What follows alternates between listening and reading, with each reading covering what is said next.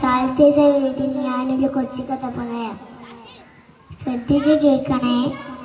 ഹിജ്റ 6-ാം നൂറ്റാണ്ടിൽ ജീവിച്ചിരുന്ന വലിയ മഹാന്റെ കഥയാണ് ഞാൻ പറയാൻ പോകുന്നത്.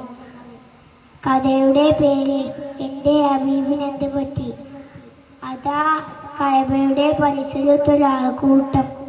അവിടെ ഗംഭീര പ്രസംഗം നടക്കുകയാണ്. പ്രഭാഷകൻ ആരാന്നറിയുമോ? മുത്തുനബി സല്ലല്ലാഹു അലൈഹി വസല്ലമയുടെ പ്രിയപ്പെട്ട കൂട്ടുകാരൻ അബൂബക്കർ സിദ്ദീഖ് റളിയല്ലാഹു അൻഹു. പ്രസംഗം കേട്ട് കലി മൂത്ത ശത്രുക്കളിലെ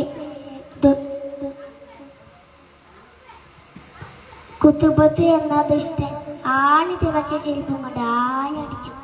തങ്ങൾ ബോധം കെട്ടി വീണു. ഉറ്റവർ വാരിയെടുത്ത് വീട്ടിലേക്ക് കൊണ്ടുപോയി. അവിടുത്തെ ഉമ്മയും ഉപ്പയും ഒക്കെ വിളിച്ചു നോക്കി. വിളി കേൾക്കുന്നേയില്ല.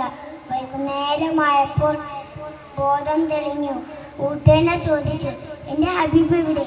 എൻ്റെ ഹബീബിനെന്ത് പറ്റി? ബേജാറോടെ നിൽക്കുന്ന കുടുംബക്കാർക്ക് അത്ര രസിച്ചില്ല. നീ ഭക്ഷണം കഴിക്കുക, ബാക്കിയൊക്കെ പിന്നെ നോക്കാം. അവർ പലതും പറഞ്ഞു നോക്കി. മഹാൻ സമ്മതിച്ചില്ല.